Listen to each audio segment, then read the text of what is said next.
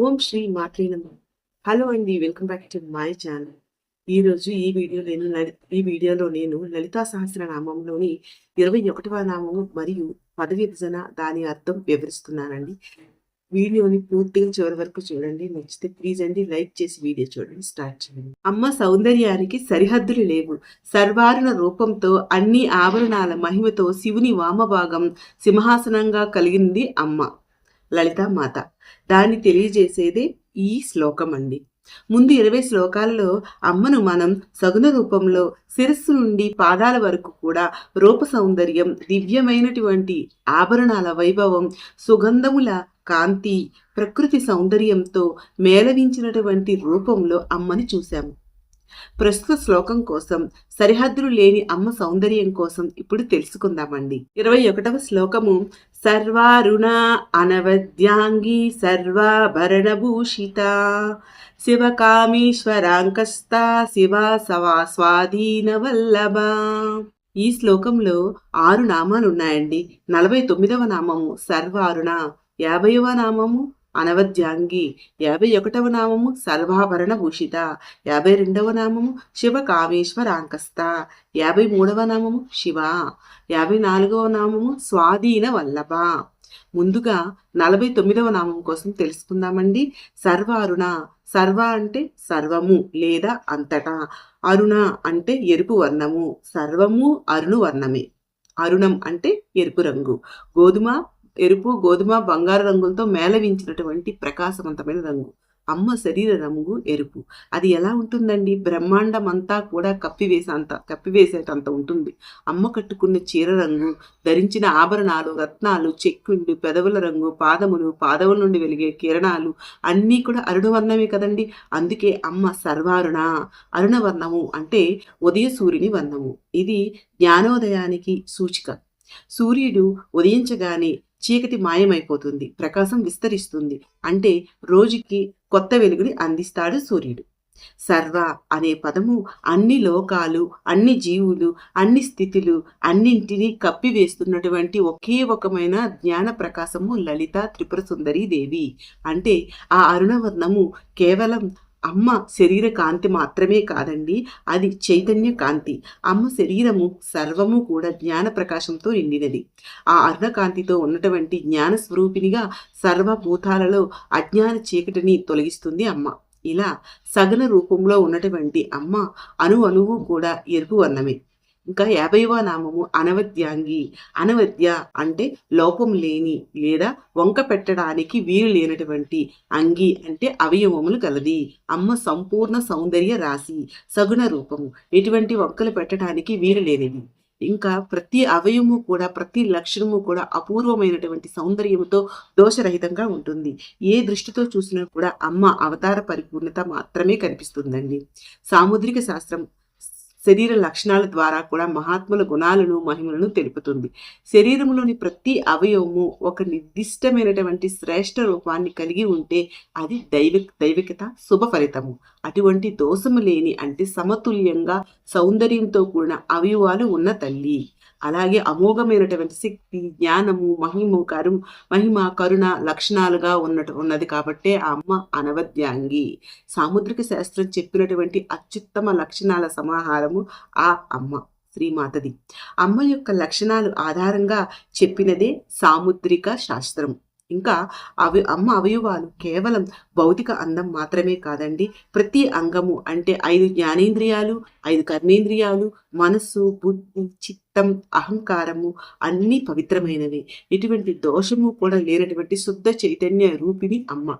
తర్వాత నామము 51వ నామము సర్వాభరణ భూషిత. సర్వ అంటే సమస్తమైనటువంటి లేదా అన్ని. ఆభరణ అంటే ఆభరణాలతో. భూషిత అంటే అలంకరించబడినది. అమ్మవారు ధరించినటువంటి అన్ని ఆభరణాలు దివ్యమైనవి. కిరీటము, ముక్కు పుడక, చెవులకు ధరించిన తాటంకాలు, కంఠాభరణము, హారాలు, కంకణాలు, అంగదకేయూరాలు, పాదాల వేళ్లకు ఉన్నటువంటి మెట్టిలతో సహా అన్నీ కూడా స్వర్ణ మణిమయంగా ఉంటాయి. ఇలా ప్రతి ఆభరణము కూడా ఒక శక్తి రూపమే. ప్రతి ఆభరణము ప్రత్యేకమైనదే. కంఠహారము కంఠశక్తి అంటే వాక్ పవిత్రతను చెప్తుంది. అలాగే ప్రతి ఆభరణానికి ఒక ప్రత్యేకత ఉంది. ఇది భౌతిక దృష్టి. ఇంకా అమ్మ ఆభరణాలలో నవరత్నాలు అంటే వజ్రం, మాణిక్యం, మరకతం, పుష్యరాగం, గోమేదకం, ముత్యం, పగడం, వైడూర్యం, ఇంద్రనీలం ఇవి నవగ్రహాలకు అంటే సూర్యుడు, చంద్రుడు, కుజుడు, బుధుడు, గురుడు, శుక్రుడు, శని, రాహువు, కేతువు వీటికి ప్రతీకలు. అమ్మ ఆభరణాలలో ఈ నవరత్నాలు ఉంటాయి. అలా అమ్మను సర్వాభరణ భూషితగా ఆరాధించే వారికి నవగ్రహాల శక్తులు అనుకూలిస్తాయి. అయితే ఇప్పటి వరకు కూడా మనం 1 నుంచి 51 నామాలలో అమ్మ సగుణ రూప సౌందర్యాన్ని వివరించారు. ఇప్పుడు 52వ నామం నుండి 61వ నామం వరకు కూడా అమ్మ నివాస స్థానాన్ని వివరిస్తున్నారండి వసిన్యాది దేవతలు. 52వ నామము శివకామేశ్వరాంకస్త. శివ అంటే శివస్వరూపము, కామ అంటే కామస్వరూపుడగు ఈశ్వర, శంకరుని అంక తొడపైన స్థ ఆసీనురాలైనది. శివస్వరూపము కామస్వరూపము అగు శంకరుని తొడయందు లేదా ఒడిలో ఆసీనురాలైనది అంటే ఆ శివుని వామభాగము అమ్మ నివాస స్థానము. శివస్వరూపము అనగా నిర్గుణ బ్రహ్మం, కేవలం సాక్షి స్వరూపము, అనంతమైన తత్వము, శాశ్వతమైన శాంతి, సత్యస్వరూపము, మంగళ స్వరూపుడు, శుభకరుడు అంటే మౌనంలో వెలిసే పరబ్రహ్మ స్వరూపము, ఆలోచనలకు అతీతమైనటువంటి సాక్షి చైతన్యము. అది మనస్సు, బుద్ధి, అహంకారాలన్నీ కూడా కరిగిపోయిన తర్వాత మిగిలేది నిశ్చల నిత్య అధికార స్థితి శివస్వరూపము. ఆది అంతం కాలానికి అతీతుడైనటువంటి మహాకాళేశ్వరుడు. విశ్వం ఆవిర్భవించక ముందే కూడా ఉన్న మౌనమే శివుడు. విశ్వం లయం అవుతున్నప్పుడు మిగిలిపోయిన నిశ్శబ్దమే శివుడు. తర్వాత కామేశ్వర స్వరూపుడు అంటే తన రూపాన్ని అనేక రూపాలుగా సృష్టిని సృష్టించాలి అనే సంకల్పం కలిగినవాడు. ఆ సంకల్పానికి తోడైనది కామేశ్వరి. శక్తి లేని శివుడు, చరణం లేని చైతన్యం. శివుడు లేని శక్తి అనర్ధక చరణము. అలా ఇద్దరూ కలిసి ఉన్నప్పుడు మాత్రమే సృష్టి, స్థితి, లయం జరుగుతాయి. జ్ఞానం శివుడు, శక్తి దేవి, ఇద్దరు ఒకటే అని తెలియజేస్తుంది ఈ నామం. ఇంకా నిర్గుణ పరబ్రహ్మ సగుణ మాయ అంటే శక్తి ఎప్పుడూ కూడా శివుని నుండి వేరుగా ఉండదు. అలా శివస్వరూపము కామస్వరూపము అయినటువంటి ఈశ్వరుని వామభాగాన్ని నివాస స్థానంగా చేసుకుంది అమ్మ. అదే ఈ నామం శివకామేశ్వర అనకస్త. ఇక 53వ నామం శివ అంటే శుభకరిణి, మంగళ రూపిణి. శివ అంటే ఈశ్వరుడు, ఆ వ్యక్త రూపుడు. ఆ శివుని యొక్క వ్యక్తమైనటువంటి రూపమే అంటే శక్తి రూపమే శివ. ఎవరో కాదండి, ఆ శివుని సాధర్మచారిణి, ఆ శివుని శక్తి అయినటువంటి లలితా రూపమైనటువంటి పార్వతీమాత. శివ అనే పదము శివుని రూపమే అయినది.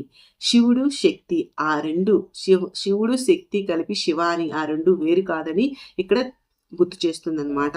నెక్స్ట్ నామము స్వాధీన వల్లభ అంటే స్వాధీన అంటే లోబడిన వల్లభ, లోబడిన భర్తను కలిగినది అంటే తనకు ఆధీనమైనటువంటి భర్తను కలిగినది అని అర్థము. తన భర్త అన్నింటా కూడా తోడై ఉన్నాడు అని అర్థమండి. ఈ నామం వాళ్ళ ఐక్యతను తెలియజేస్తుందండి.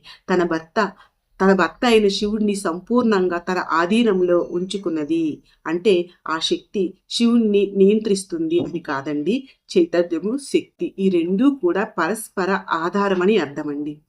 ఇంకా చెప్పాలి అంటే శక్తి లేకుండా శివుడు చలించడు.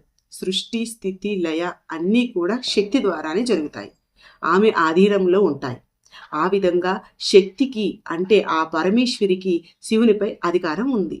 ఆ అమ్మాయి పరమాధికారిని అని తెలియవరిస్తుంది ఈ నామం. సో చూశారు కదండి, మీకైతే శ్లోకం యొక్క పద విభజన అలాగే వివరణ కూడా అర్థమైంది అనుకుంటున్నాను. మీకు నచ్చితే ప్లీజ్ అండి వీడియోని లైక్ చేయండి, షేర్ చేయండి. ఓం శ్రీ మాత్రే.